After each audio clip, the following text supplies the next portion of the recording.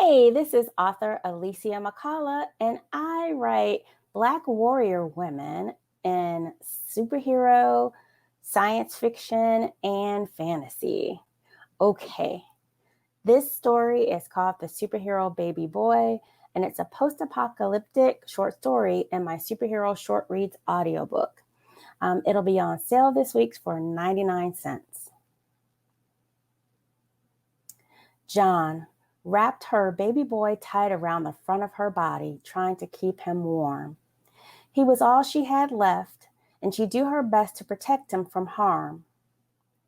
A bitter chill was in the air, and she needed to make it back to the cabin quickly.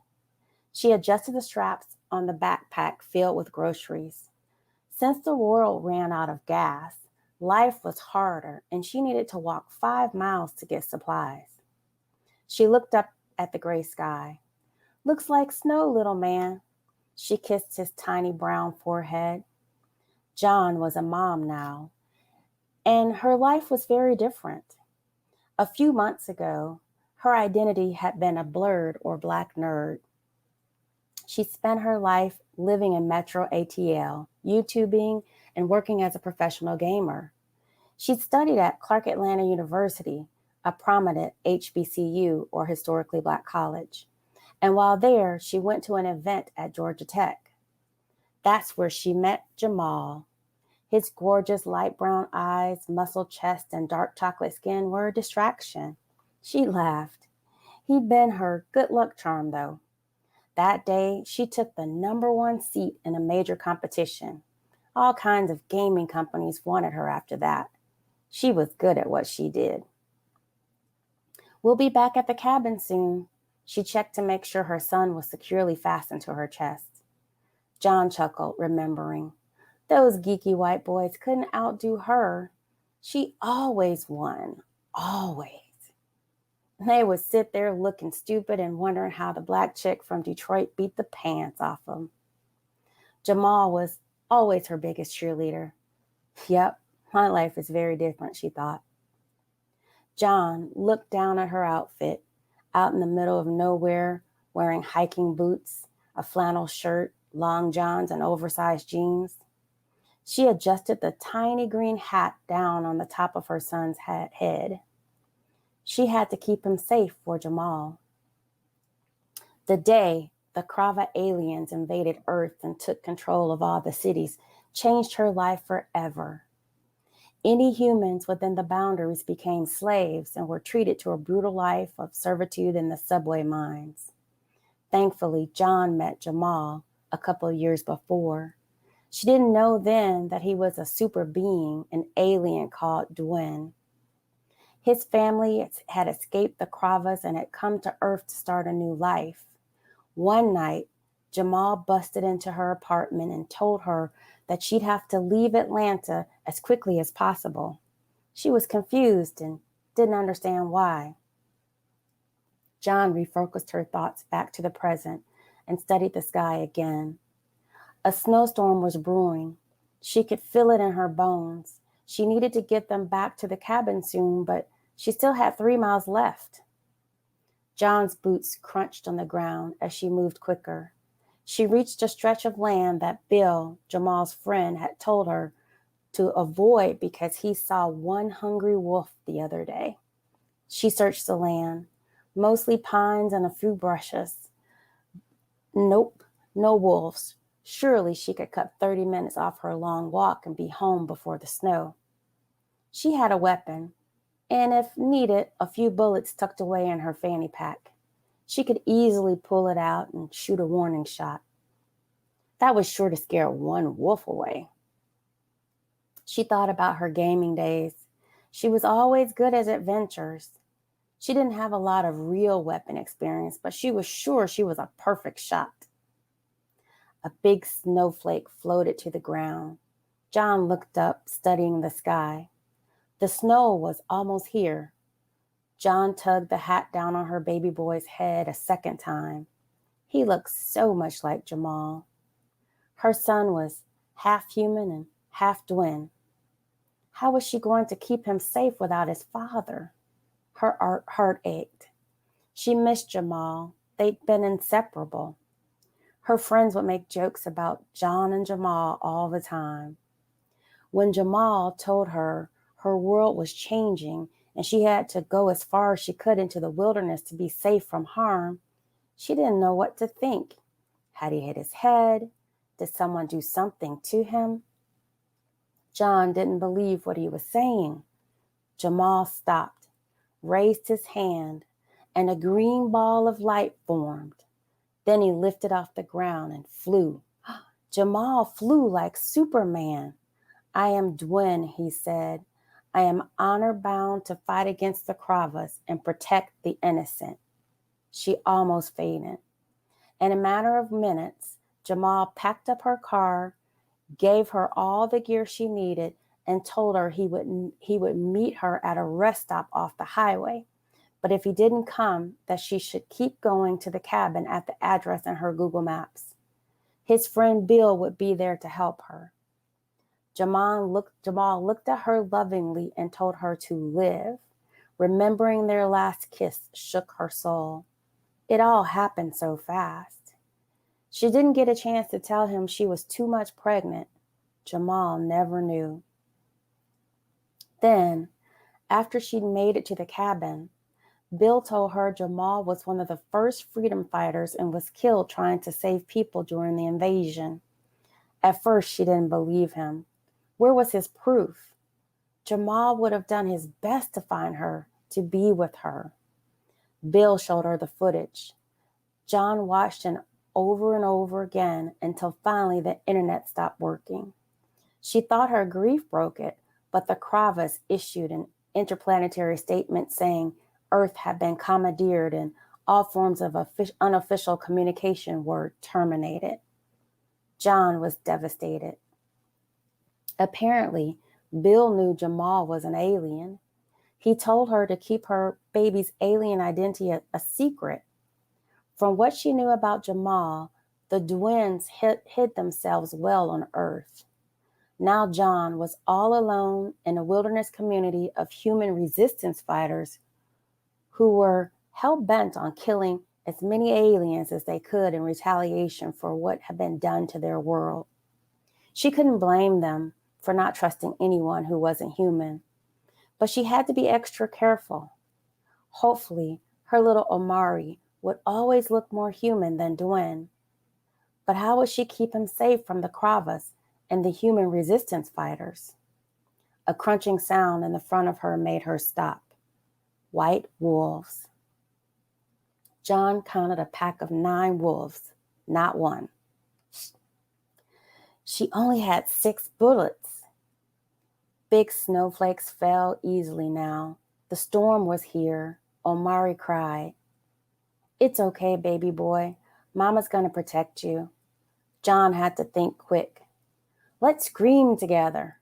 John jumped up and down and then held her arms high in the air like she was taller and bigger, and then yelled at the top of her lungs.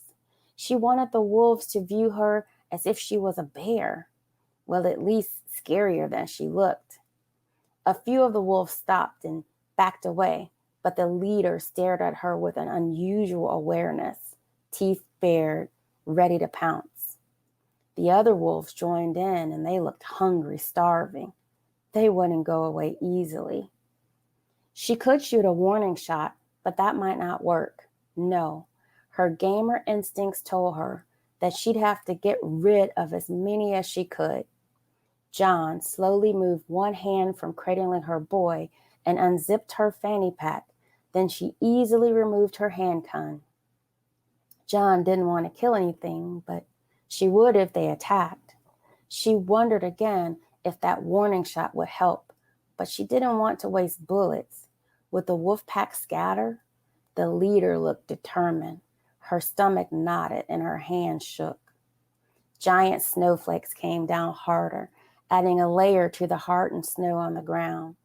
The wolves maneuvered around her slowly. John scanned the area. 2 flanked her from behind. She took a deep breath, loading her weapon. She couldn't let them see fear. John steadied her shooting hand by supporting it with her other hand, then flipped the safety and aimed. The wolves advanced. They showed no fear. John shot the first one. Bang! The shot was loud, reverberating up her arms. The animal collapsed. She breathed then, turning in a circle, taking the second, third, fourth, fifth, then the last round, her breath hitching each time. John stopped. Her ears rang. Was it all over? She won, just like playing her games. 6 shots, 6 wolves dead, their blood staining the ground, but immediately covered by the increased snowfall. Omari wailed. John dropped her hands and returned the safety. She slipped the handgun back into her fanny pack. John returned from gaming mode to mama mode. It's okay, baby boy, she soothed her son, wiping the extra snow from her face. She studied the woods around her. Hopefully the other wolves scattered. Growls from behind her made the hair on the back of her neck rise. John swung around. The leader's eyes now blazed crava blue. The leader was a hybrid. He bared his teeth, and then the 2 other wolves formed behind him. John breathed deep and thought about Jamal. If she couldn't live, then she would make sure that her boy survived. John would die protecting their son. She would keep their baby safe at all costs, even if it meant sacrificing herself. John dropped to her knees. She didn't think she could stop the leader and remaining wolves from attacking, but she had to try to protect her baby. Snow fell in buckets now, the snowstorm in full form. Omari continued to cry. John soothed him as much as she could as she curled in a ball, shielding his body with hers. Hopefully, Bill would check and see she wasn't in the cabin and search for them and would find Omari wrapped in her arms, safe from harm. Hush, little baby, don't say a word. Mama's gonna buy you a mockingbird. John closed her eyes, waiting for the white wolves to attack. Omari stopped crying. It was eerily quiet. John opened her eyes. Omari's skin radiated, and his eyes were a deep green instead of brown like hers. He'd formed a protective green bubble around them. Her heart pounded in her ears. She sat up. The wolves had attacked, but hit his force field, and they'd scurried away. Oh my God, oh my God. John cradled Omari. Then the force field disappeared. There was nothing left except a few snow flurries. What did you do? She kissed the top of his head. Omari cooed, smiling at her. John laughed too. Omari had saved them. Son, all this time I was worried about protecting you, and you protected me. She stood up. Her heart warmed, and she whispered, I see your father in you. My name is author Alicia McCullough, and I write supernatural thrillers, superheroes, and huntresses for readers who want strong female protagonists who fight back, sometimes to the death. Visit me at my website, www.aliciamccullough.com, to sign up for free reads, learn about my latest projects, purchase cool merch from my emporium, or just to talk about Black warrior women in sci-fi, fantasy, or horror. Hi, everybody. My name is T.L. Heinrich, and I write superheroes, urban fantasy superheroes. And today I'm going to be reading from my book, Serpent's Return, which is 99 cents during the convention. It's part of the 99-cent sale, which you can find on the homepage of superhero-fiction.com. Along with a bunch of other books that are also fabulous and on sale for 99 cents. And again, this is Serpent's Return. So let me set the scene for you guys. First of all, the book is set in the early 1960s. Alice is the main character, and the scene I'm about to read to you is at the funeral for her aunt, who was murdered a few days prior to this in an alley. And Alice knows her aunt as a very shrewd businesswoman, as someone who taught her martial arts, She was pretty much raised by her aunt and uncle because her father was abusive and her mother died when she was very young. And her aunt had a friend named Mrs. Frost, who is the wealthiest woman in the city and a bit of a mystery. Most people think she's just a strange, eccentric old woman. And there are people appearing in the city, vigilantes, masked vigilantes who have superpowers. And they just happen to be Alice's childhood friends who she had lost contact with until right before her aunt died. They found one another again.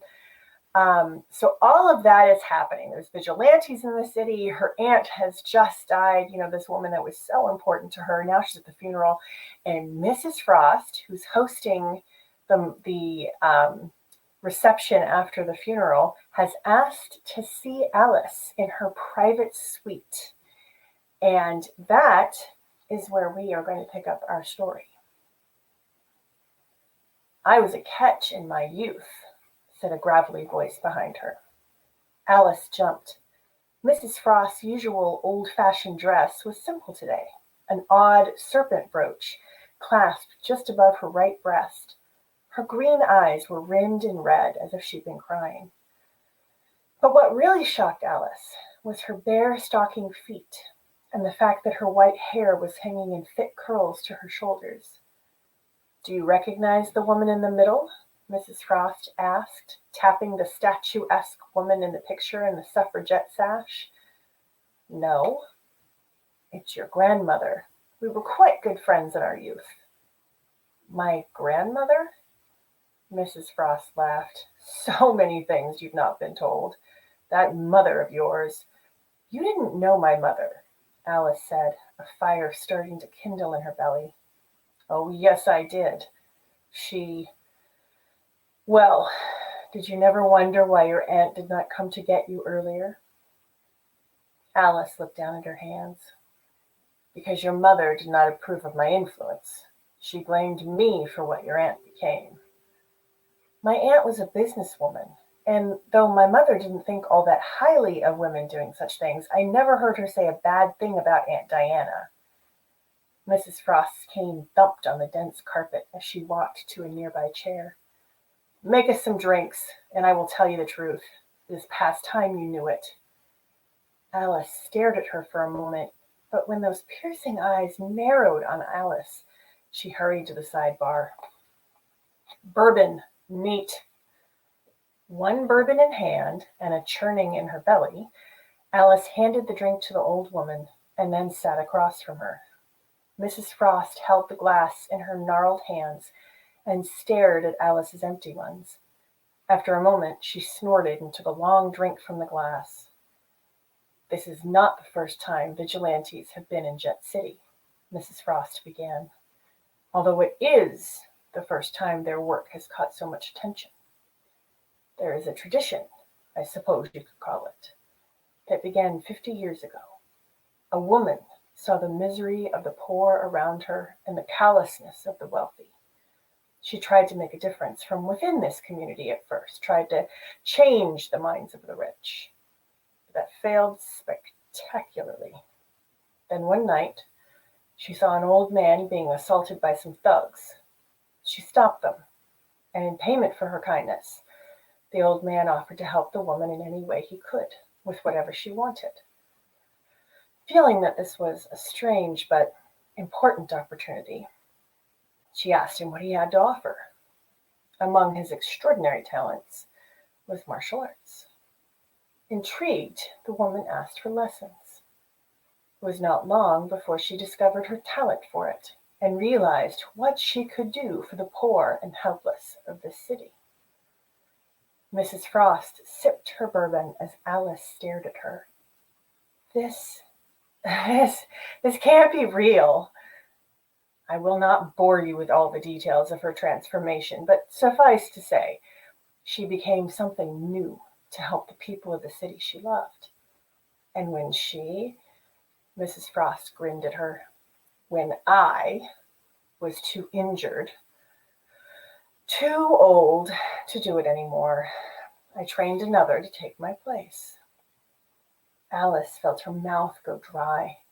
The memory of something her aunt had said a few days before her death, how something wasn't a gift, it was a burden. Aunt Diana? Yes, she was. Mrs. Frost's hand shook as she brought the glass to her lips. She was special. But I neglected to prepare her for how hard it can be to tread the line. Diana was not ready for the damage such work could do to a person in here. She pointed to her heart. What do you mean? It is hard to look at the evil in people's souls night after night and not start to think that perhaps the world would be better off if they simply did not exist. And to know that you have the power to make that happen, that you could do something the police cannot and will not. You could play God. My aunt would never, what? Get rid of a killer who twice had been released on a technicality. Did she? Essentially. Put him into a coma that he never woke up from. After that, she was more afraid of herself than the criminals she fought. It was over then, I could see it. She refused to quit at first. Almost got herself killed. And that is when your uncle and I made her hang it up. Mrs. Frost chuckled. First and only time your uncle and I agreed on anything. Alice shook her head. I can't believe it. She never told me any of this, not a hint. And you a vigilante? I was not born this old, you know. There's never been a word about this in the press. Do you really think the press would care about or believe the stories of a female vigilante? And the few times anyone, your uncle, for instance, brought a story to their editor, no one was interested. But my aunt would never have kept something like this from me, even if she did not want you doing it. Alice stared at her. She was afraid for you, afraid you would fall prey to her mistakes. But Mrs. Frost leaned forward, pinning Alice with her hard gaze. I think you are made of different stuff than Diana.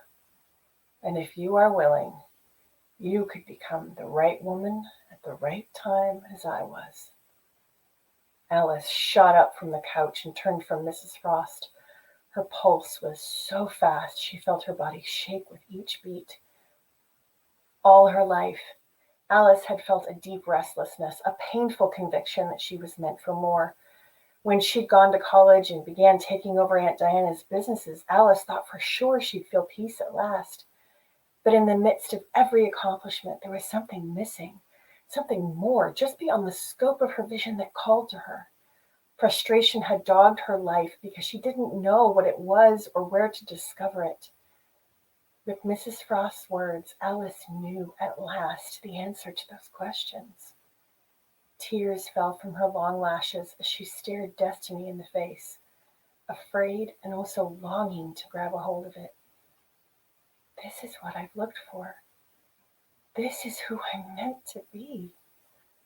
All this time, all the paths of my life have led me here. Aunt Diana, why couldn't it have been you to show me this? She shook those thoughts away. Doesn't matter. I'm here now. What does someone say before they take the sword out of the stone? The thought made her giggle, and she wiped the tears off her cheeks. Taking a deep, steadying breath, Alice said, What do I have to do? And you can find out what Alice has to do by grabbing your copy of Serpent's Return, which, as I said, the ebook is now available for 99 cents for a limited time during the convention. It's also available in print, and if you like audiobooks, it's available in audiobook. So check it out on the Superhero Fiction website. You can also go to my website, TrishHeinrich.com. That's TrishHeinrich.com. You can find the entire trilogy, this is the first book of, and the other books, in the Vigilante superhero universe. Thank you so much for listening, and enjoy the rest of the convention.